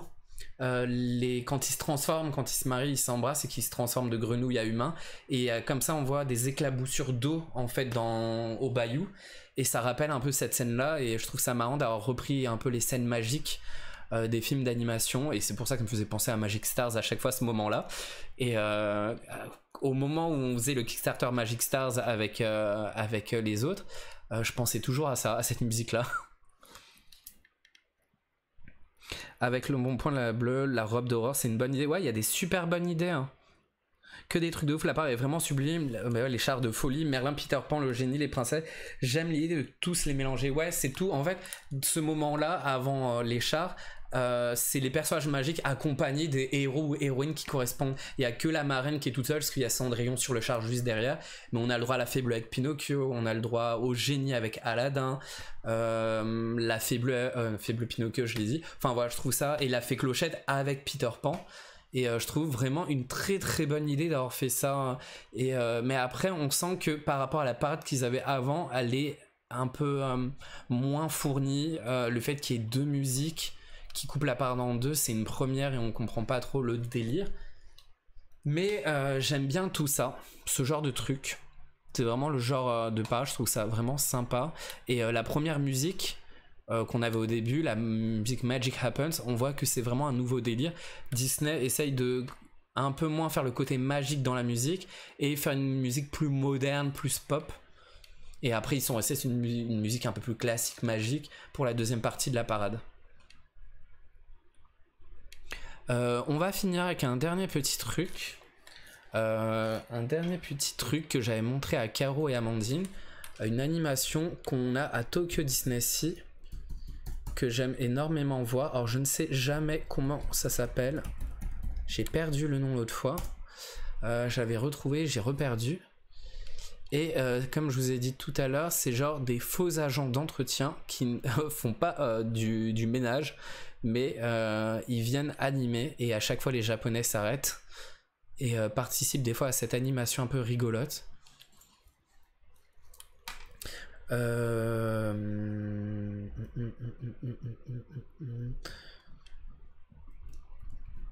Comment ça s'appelle déjà?